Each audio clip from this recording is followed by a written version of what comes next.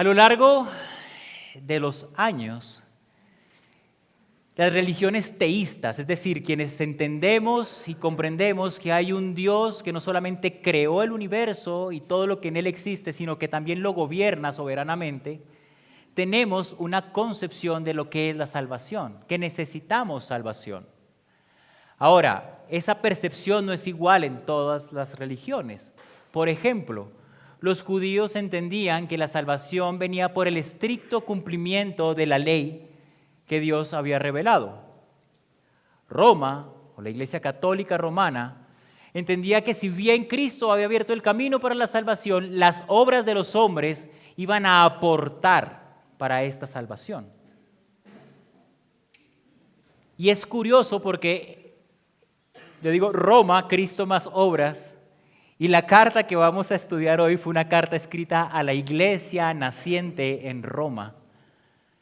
En Roma se había iniciado una iglesia bajo los fundamentos cristianos y Pablo les escribe una carta porque él necesitaba afirmar esos fundamentos de la salvación en Cristo. La carta de los romanos entonces era un tratado doctrinal a favor de la salvación solo por la gracia y la fe puesta en Jesucristo. Este es como el gran tema, la gran sombrilla que abarca todos los temas de la carta a los romanos. Y justo el texto que acabamos de leer, Romanos 3, 21, 26, muchos teólogos han considerado que es el corazón de la carta. Este es el centro de la carta. Aquí está la carga más grande de toda la carta a los romanos. El doctor Leon Morris, un teólogo australiano, dice lo siguiente: este texto posiblemente es el párrafo más importante que jamás se haya escrito. Y aludiendo al mismo texto, otro teólogo, John Stott, dice que Romanos 3, 21, 26 es la declaración más plena, más sencilla y más grandiosa acerca del Evangelio en todo el Nuevo Testamento. Su mensaje no es que el hombre nació libre y en toda parte encuentra cadenas, sino que Pablo declara que los seres humanos nacen en pecados sujetos a esclavitud, pero que Jesucristo vino para hacerlos libres. Otro gran teólogo, Martín Lutero, cuando pasó por este texto, quedó su vida de un giro de 180 grados. Y de aquí, esa fue la inspiración para los fundamentos de la reforma que él hizo. Recuerden, Martín Lutero es considerado el padre de la reforma. Y de aquí él sacó algo que conocemos como las 5 solas.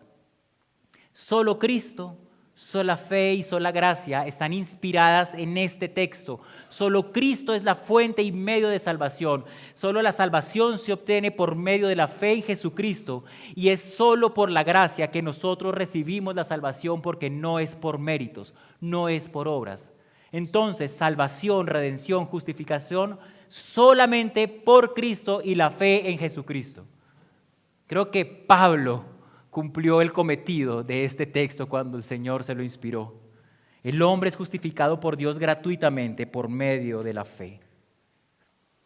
¿Y por qué necesitaba Pablo escribir esto? ¿Y por qué Lutero tuvo que llegar hasta aquí para hacer una reforma? Mis hermanos, muchos de la iglesia han leído un libro que se llama ¿Qué es el Evangelio? Hace parte de nuestro plan de crecimiento. Nos interesa, nos importa como iglesia que podamos entender exactamente qué es el Evangelio, cuáles son las buenas noticias. Pero para que haya una buena noticia, una mala noticia tuvo que venir antes, y es lo que también se conoce como el pre-evangelio. Esto malo que pasó de este lado y el Evangelio, estas buenas noticias que cambian estas malas noticias. ¿Y cuáles eran las malas noticias? Dice Pablo en el capítulo 3 de la misma carta, en el versículo 10, no hay justo ni aun uno, no hay quien entienda, no hay quien busque a Dios. Todos se han desviado, a una se hicieron inútiles, no hay quien haga lo bueno, ni siquiera uno. Sepulcro abierto es su garganta. Engañan de continuo con su lengua. Veneno de serpientes hay bajo sus labios. Llena está su boca de maldición y amargura. Sus pies son veloces para derramar sangre. Destrucción y miseria hay en sus caminos, y la senda de paz no han conocido. No hay temor de Dios delante de ellos. Esta era nuestra condición, mis hermanos. Esas eran las malas, muy malas noticias. Y el camino que se había abierto antes de que Jesucristo viniera era el cumplimiento de la ley. Pero aquí viene otra muy mala noticia. Dice en el versículo 20 del capítulo 3, porque por las obras de la ley ningún ser humano será justificado delante de él, pues por medio de la ley viene el conocimiento del pecado. O sea, estábamos mal y muy mal. La ley no justificaba, sino que revelaba el pecado y revelaba la imposibilidad de cumplirla. No podíamos ser justos delante de Dios, porque para ser justos delante de Dios, ¿cuál es el estándar, mis hermanos?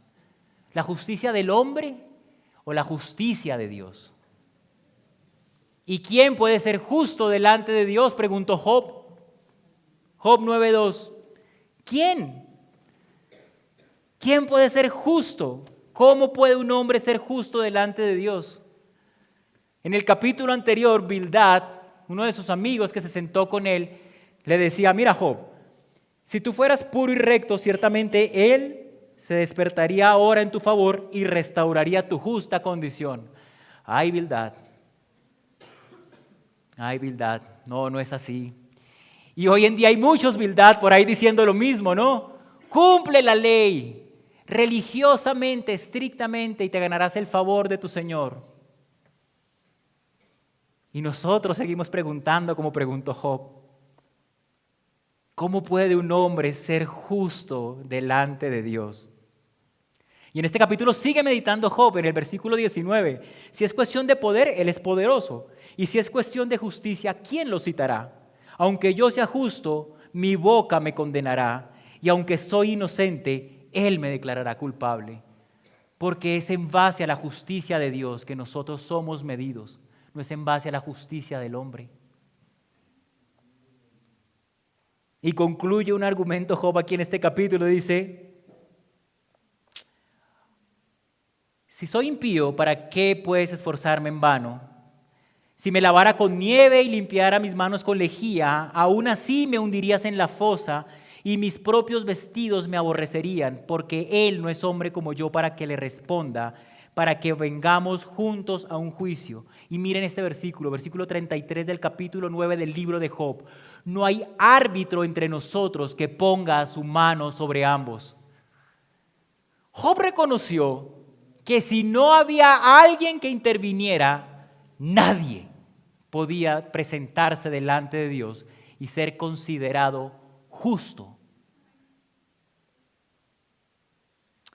El diccionario de la Real Academia Española define árbitro como una persona que con autoridad reconocida o designada por las partes resuelve un conflicto o concilia un interés. ¿Huele a Cristo? ¿Suena como Cristo? Mis hermanos, si Dios no interviene, nosotros estaríamos completamente condenados, todos, porque era por el cumplimiento de la ley que nosotros podíamos llegar a ser justos, el cumplimiento estricto. ¿Cuál era el problema? Santiago 2:10 dice: porque cualquiera que guarda toda la ley, pero falla en un punto, se ha hecho culpable de todas. Perdón, pero es que yo soy un hombre muy religioso, yo me sé la Biblia, la he leído 15 veces, yo no hago mal. Ok, ¿realmente tú eres capaz de cumplir a cabalidad la ley? Cuando el Señor habló en Éxodo 20 y dijo: no tendrás otros dioses delante de mí, no harás ni idolatrarás, ni adorarás, ni servirás a ningún ídolo, ¿realmente lo has hecho? O cuando dice: no matarás, no adulterarás, pero luego viene el Señor Jesucristo y dice: ok, la palabra dice no matarás. pero si pensaste mal de algún hermano, lo mataste. No adulterarás, pero si miraste a una mujer con deseo, ya adulteraste. Entonces, ¿has cumplido estrictamente la ley? Y si con eso no basta, en Levítico 19, cuando se dice, sean santos como yo soy santo. No es sean santos como Abraham era santo, como Pablo era santo, como Juan era santo. Sean santos como yo soy santo, dice el Señor. ¿Y quién puede ser santo como Él? Solo Cristo. Y este era nuestro panorama, este era el preevangelio. Aquí estábamos, muertos en nuestros delitos y pecados, digamos que en el contrato con la posibilidad de ser justos, pero nadie podía aplicarlo. Nadie. Y viene el texto que acabamos de leer y en el que nos vamos a concentrar el día de hoy. Pero ahora, aparte de la ley, la justicia de Dios ha sido manifestada, confirmada por la ley y los profetas. Esta justicia de Dios por medio de la fe en Jesucristo es para todos los que creen. Bendito sea el Señor. ¡Qué cambio de argumentación! Y no es un cambio de argumentación entre un versículo y otro. No es entre 2 capítulos y un capítulo tercero. Es entre miles de años con la imposibilidad de poder ser salvos por nuestras obras y ahora viene, pero ahora, mis hermanos, ahora tienen la posibilidad de recibir justicia, de ser justificados, de recibir salvación. La ley había sido revelada, sí, en los mandamientos del Señor, pero ahora la ley era manifestada, se había manifestado en la vida de Jesucristo. Entendemos la justicia como el carácter moral de Dios. Bueno, ese carácter moral que estaba en las leyes, que nosotros las leíamos, las entendíamos, pero no podíamos aplicarlas, ahora vino uno que la manifestaría y cumpliría a cabalidad toda la ley para nosotros poder ser justificados. Y es súper lindo porque dice, ha sido manifestada. Y ese ha sido manifestada en el original se encuentra en un tiempo perfecto, que es un tiempo que se utiliza para expresar acciones pasadas que han sido completadas y tienen relevancia hoy o continuación en el presente.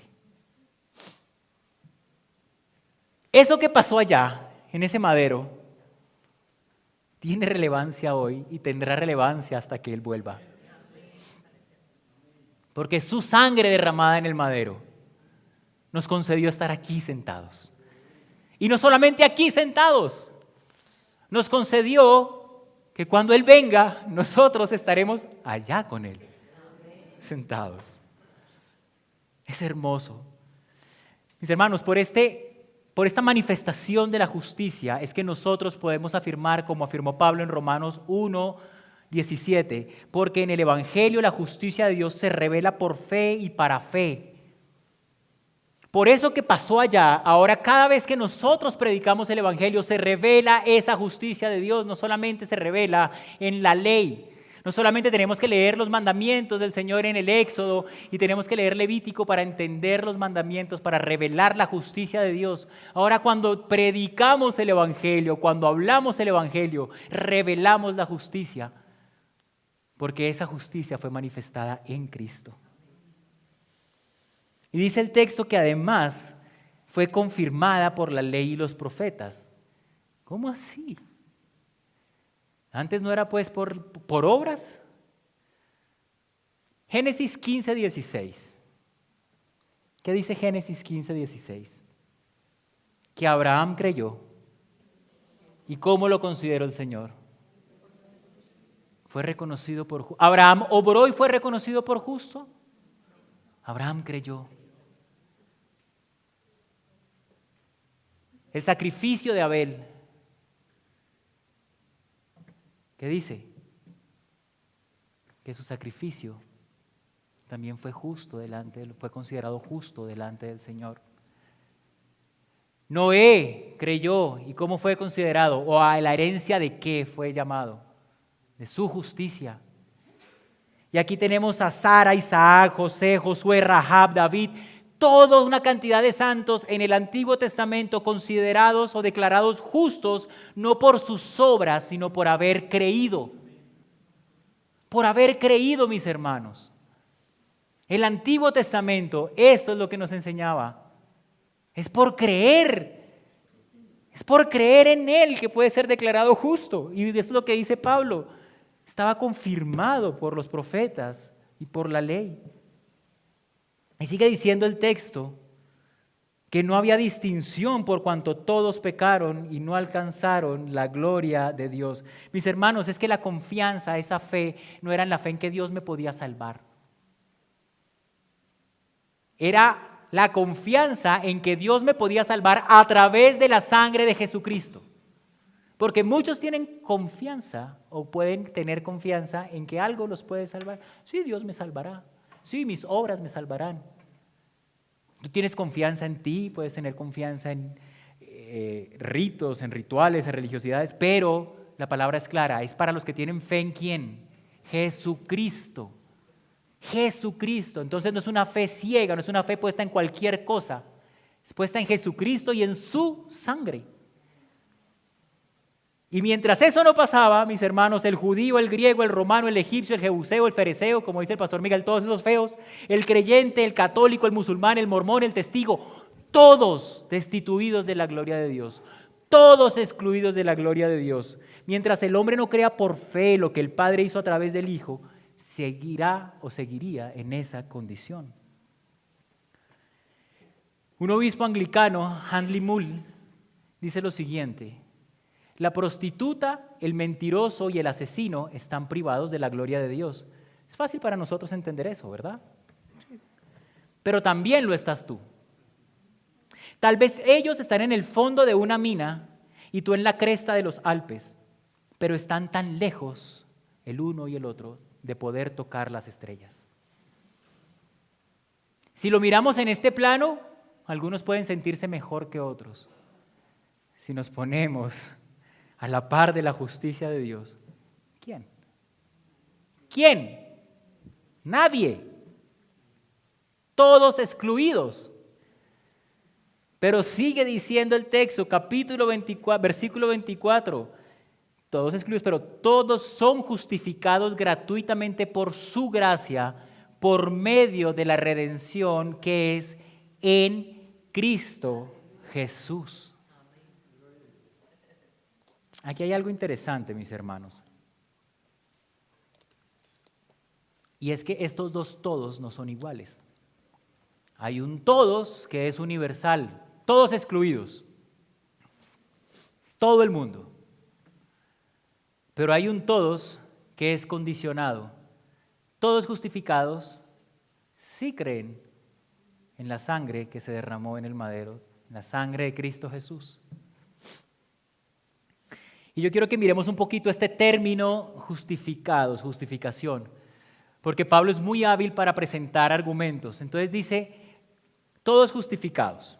Esta justificación es un término legal forense utilizado en los tribunales. ¿Qué? Ya les voy a explicar. Un término legal forense utilizado en los tribunales. Entonces, ¿cómo funciona la justificación? Llegamos a un tribunal, hay un acusado, un juez, un acusador y una defensa. ¿Estamos? El juez escucha los argumentos del acusador. Luego escucha a la defensa. Luego mira el expediente del acusado y finalmente emite una sentencia o un veredicto. Puede ser condena o puede ser justificación. Citando una vez más a Stott, él dice que la justificación es una combinación del carácter justo de Dios más una iniciativa salvadora, más el regalo de una posición justa del pecador delante de Dios. Eso es lo que está pasando en el tribunal. Imagínense que ustedes son el público del tribunal. No. Ustedes están sentados en la silla del acusador. Estamos ahí sentados. Y de repente viene uno que dice, señor juez, hágame un favor. Las culpas que recaen sobre todos ellos, póngamelas a mí. Y el juez le dice, pero usted es justo, usted no ha hecho nada. Yo sé, pero yo quiero pagar por ellos. Entonces me hacen el favor y todos se levantan de la silla del acusado y salen libres por esa puerta porque aquí me voy a sentar yo. Así fuimos justificados, mis hermanos. Eso fue lo que pasó. Recibimos perdón, es decir, ya no se aplicaba el castigo sobre nosotros, sobre nuestro pecado. Recibimos justificación, es decir, ya no existía un motivo para que se aplicara ese castigo, porque éramos considerados justos delante del juez. Y adicionalmente se nos da redención, nos dieron libertad. Salga libre. Sus pecados, ¿cuáles? Están sobre él. Declarados justos. Mis hermanos, el texto dice todos son justificados, pero ese son justificados no quiere decir que tú te hiciste justo, que nosotros somos justos, que hemos sido hechos igual a Jesucristo. Realmente lo que este texto indica es que fuimos declarados justos, y eso es absolutamente diferente. El hombre no fue hecho justo, el hombre fue declarado justo. La maldad del hombre sin Cristo sigue ahí. El hombre no fue hecho justo, será hecho justo en el momento en que entremos en gloria y seamos perfeccionados, pero aquí simplemente hemos sido declarados justos. ¿Por qué? Porque Dios Padre nos ve a través de Jesucristo, de Él que se sentó en el banco a recibir tu culpa y la mía. Dice 2 de Corintios capítulo 5, versículo 21, al que no conoció pecado, lo hizo pecado por nosotros, para que fuéramos hechos justicia de Dios en Él. ¿Entienden la diferencia, mis hermanos? Es crucial que entendamos esto. Para poder seguir con lo que dice Pablo en el 27. Entonces, ¿dónde está la jactancia? Queda excluida. Tú no hiciste nada, tú no eres nada en este momento, sigues siendo la misma persona, solo que ahora te ven a través de Jesucristo. Cuando Dios Padre te mira, ve a su Hijo, ve sus llagas, ve la sangre que se derramó en el madero, ve su resurrección, y así te ve, así nos ve. Entonces, mis hermanos, ¿quieren ver algo más lindo de la justificación? Dijimos que hay un juez, una parte acusadora y una defensa. Y un acusado. El acusado, nosotros, todos nosotros. El juez, Dios Padre. El acusador, la ley, ¿dada por quién? Por Dios Padre. Entonces, ¿quién acusa? Dios. ¿Delante de quién? De Dios. Y la defensa, ¿quién es la defensa? Jesucristo, por su justicia revelada. Entonces, mis hermanos, Dios te acusa, Dios te juzga, pero el mismo Dios te salva. Y esto no está en el texto, pero si quieres más, Dios llama a un alguacil. Ok, ese ya está libre, pero usted tiene que garantizarme que él va a seguir cumpliendo. Y cuando pase alguien que quiera venir a condenarlo, usted le va a decir, no, mira, aquí están los papeles de la libertad de este. Y te da el Espíritu Santo. Todo Dios, todo, la Trinidad en pleno, puesta a tu favor y el mío. ¿Dónde queda la jactancia, como dice Pablo? Excluida, es por Él, por su sangre, por su amor. Es por Él, mis hermanos. Es impresionante. Y sigue diciendo el texto, todos justificados gratuitamente por su gracia, por medio de la redención que es en Cristo Jesús, a quien Dios exhibió públicamente como propiciación por su sangre a través de la fe. Yo quiero traer un cuadro, porque aquí hay 3 palabras que son súper importantes y que es bueno que nosotros las entendamos. Es bueno que las entendamos para que este texto cobre más color. Ya dijimos que justo es ser declarado justo. Esa es la justificación, ¿verdad?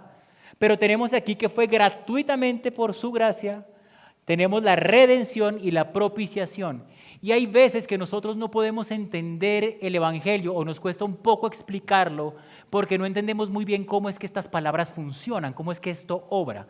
Entonces, dice que todos fueron justificados gratuitamente por su gracia. Gratuitamente por su gracia es un favor inmerecido, eso es la gracia. Pero además, cuando le añade gratuitamente, es que fue un regalo que se te fue dado sin haber hecho méritos.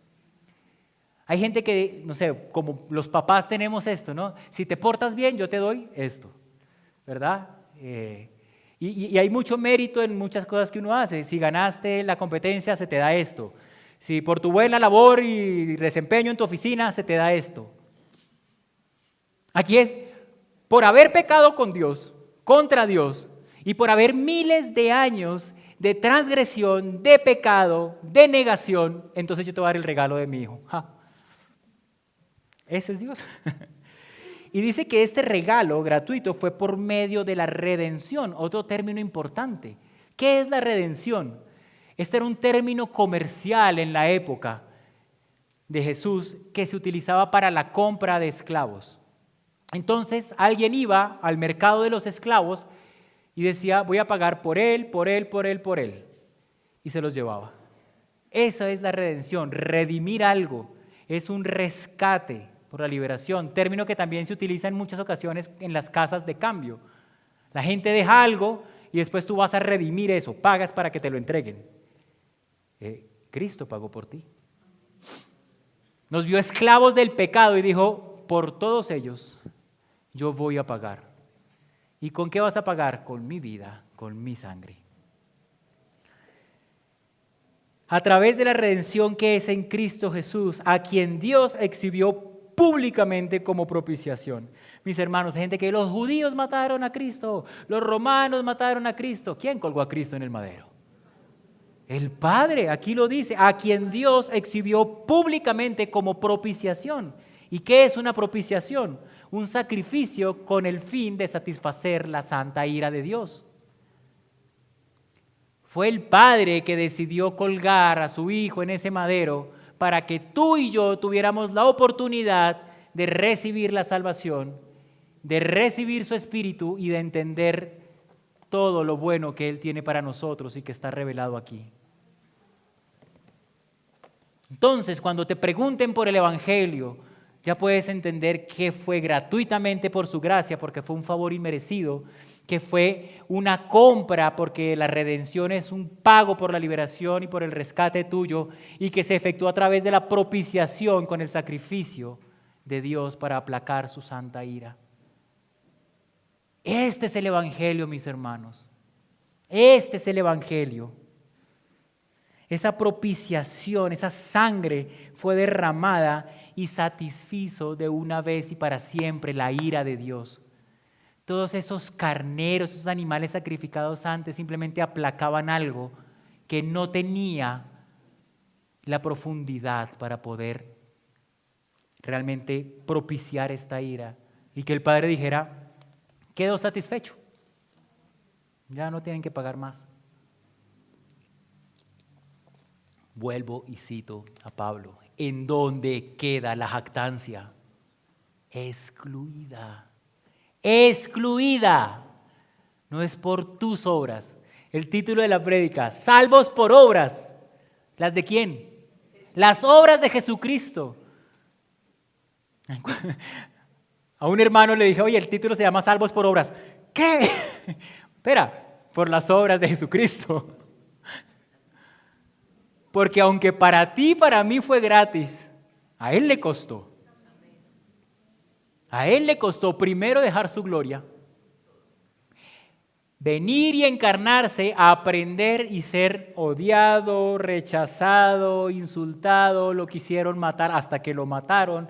Y no fue una muerte natural en su lecho, mientras dormía, con un infarto fulminante y con una sonrisa en la cara. Hubo golpes. Hubo latigazos, hubo insultos y después una agónica muerte en ese madero. A Él le costó. A ti y a mí no. ¿En dónde queda la jactancia? Queda excluida. Y sigue diciendo el texto, y lo hizo para demostrar en este tiempo su justicia, a fin de que Él sea justo y sea Él que justifica al que tiene fe en Jesús. ¿Hubiese podido Dios simplemente decir libre, libre, libre, no culpable, libre, redimido, libre, justificado, justo, justo, justo? ¿Qué se lo impide? Él es todopoderoso. Con su voz creó todo. Con su voz no podía justificarlo todo. Pero Él no es contrario a su justicia. Él no puede negarse. Si Él es justo, esta justicia tenía que recibir algo porque fue transgredida. Tenía que haber un pago para eliminar esta culpa. Porque entonces, si lo hiciera así, dejaría de ser un Dios justo. Justo no es solamente que te pasen cosas buenas. Cuando un policía de tránsito te pone una infracción por algo malo que hiciste, no es porque él sea malo y todos son unos ladrones. Es porque es justo. ¿Y qué te toca a ti? Aceptarlo. Y con mucho dolor ir a pagar y puedes hacer un curso, pero tienes que aceptar lo que pasa. Porque la ley lo dice. Cuando el policía de tránsito decide no ponértela y saltarse la ley, no está siendo buena gente contigo. Realmente está infringiendo la ley y no está siendo justo. Cuesta, ¿verdad?, entenderlo. Su justicia tenía que ser satisfecha con justicia. El hombre no podía ser justo porque el hombre no tiene el nivel de justicia. Entonces necesitaba una justicia que fuera similar a la de él, equitativa a la de él, para poder satisfacer su justicia: Cristo. El pago debía ser consecuente con el mal recibido y con quién lo había recibido. Entonces, ¿a quién se ofendió? A Dios. ¿Quién tenía que pagar? Dios. En cuanto a que era el único que podía satisfacer esto, ¿verdad? El único que tenía la capacidad y la posibilidad de satisfacer esta justicia. Por eso, uno que fuera perfecto, sin pecado, por eso Cristo. Y dice el texto que en su tolerancia Él pasó por alto los pecados cometidos para demostrar esta justicia. Piensa en lo siguiente: imagínate miles de años en donde tú estás parado aquí y todo lo que viene de frente tuyo son transgresiones, traición, reto, burla. Negocian lo que tú dices, negocian tu ley, negocian lo que has regalado. Y tú, en vez de aplicar toda esa ira y esa justicia, estiras tu mano con misericordia y empiezas a proveer sacrificios parciales esperando el momento justo en que Él mismo viniera. Mis hermanos, uno no se aguanta ni que su hijo le diga 2, 3 palabras y uno ya está. O cuando el hermano te mira mal y tú ya estás. Y esto fueron miles de años, toda su creación, tratándolo no como Dios, sino como todo con desprecio. Y Él simplemente decide mostrar misericordia y retardar todo esto, porque en su tolerancia decide pasar por alto los pecados para poder llevarlos y colgarlos en ese madero, en el único que los podía llevar sobre sus hombros.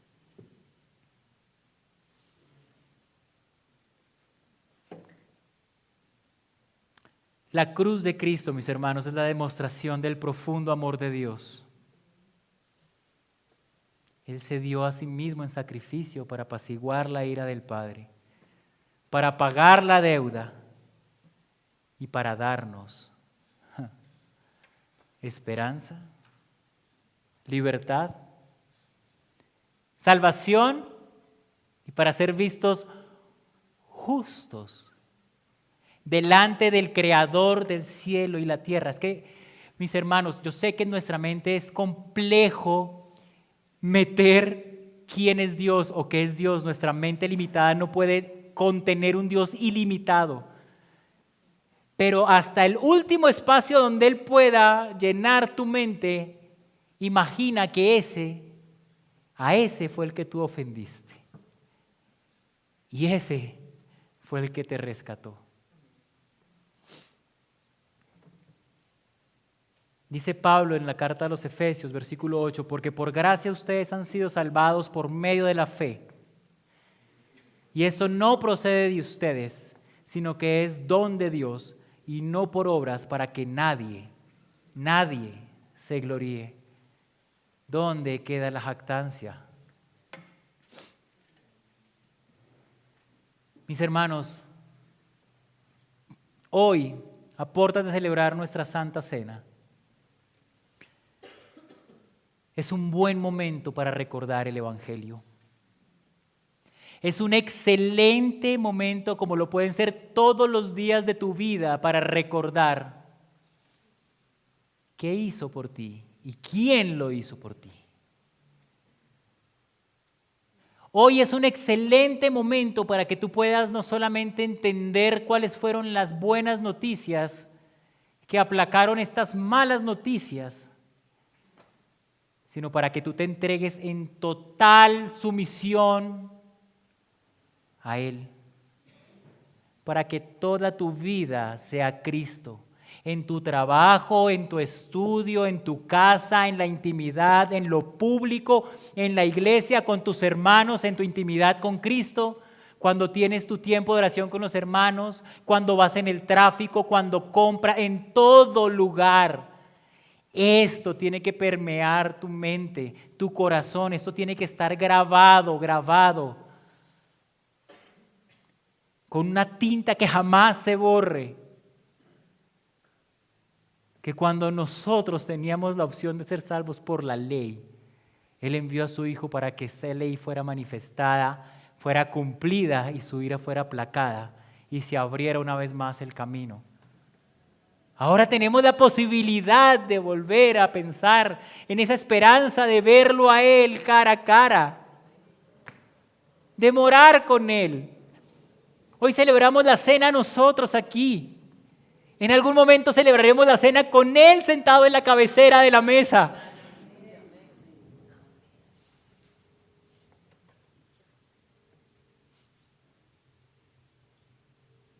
Esto tiene que traer fuego a tu corazón. Si tú realmente crees en Cristo, eso tiene que llenar de gozo tu vida. Esto no puede pasar como un versículo más. Yo me uno al doctor León que dice, puede ser el texto más importante escrito. Mis hermanos, fuimos salvados, rescatados, comprados para libertad. Esta es la buena noticia. En esto creemos, en esto confiamos, en esto nos gozamos y por esto tenemos esperanza. Concluyendo mi mensaje, mis hermanos, quédate con esto. Jesucristo en total sumisión y con el más grande amor dejó su gloria y se encarnó y entregó su vida por nuestro rescate.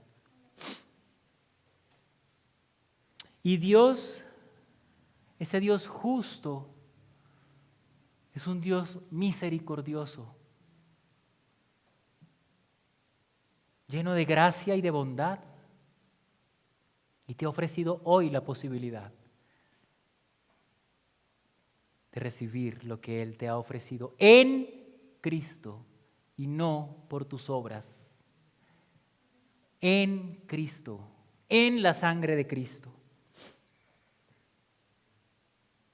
Mi hermano, y en el día del juicio final, cuando estemos parados enfrente del augusto tribunal, recibiremos vida eterna y no condenación eterna.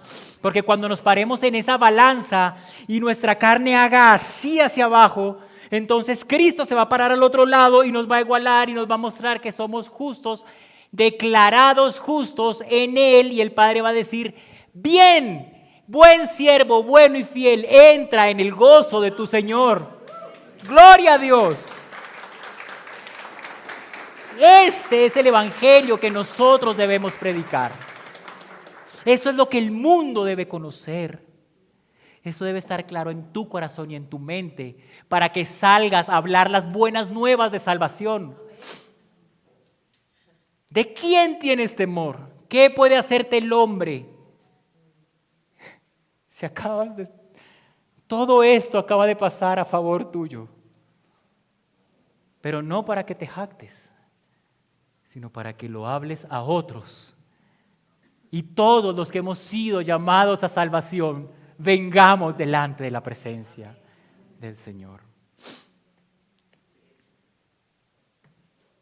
Mi hermano, si tú hoy estás aquí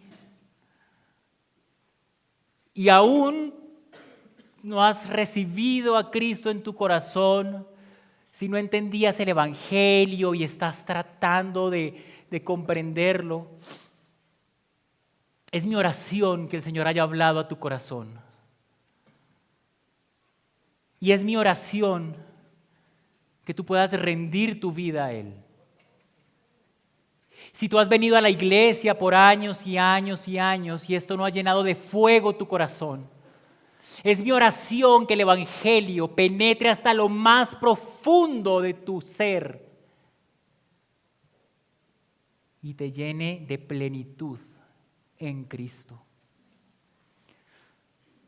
Si tú consideras que aún no has recibido a Cristo, hoy es un buen día para recibirlo, para que tú te pongas delante de Él y digas, wow, Señor, todo esto, solamente para declararme justo y traerme delante de ti. Perdóname, Señor, por mis pecados. Perdóname sinceramente, quiero arrepentirme genuinamente de todo lo que he hecho. Y quiero que me cambies.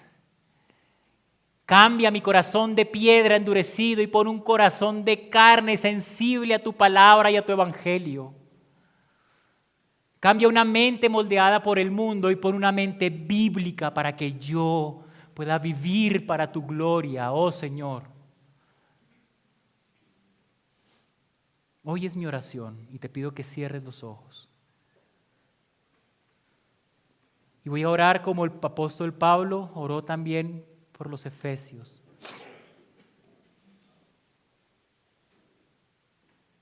Pido que el Padre y Dios de nuestro Señor Jesucristo, el Padre de la gloria, les dé espíritu de sabiduría y de revelación en un mejor conocimiento de Él. Señor, necesitamos conocerte. Necesitamos saber quién eres tú. Necesitamos verte a ti. Es mi oración que los ojos de su corazón les sean iluminados para que sepan cuál es la esperanza de su llamamiento. A libertad han sido llamados, hemos sido llamados a libertad. ¿Y cuáles son las riquezas de la gloria de su herencia en los santos?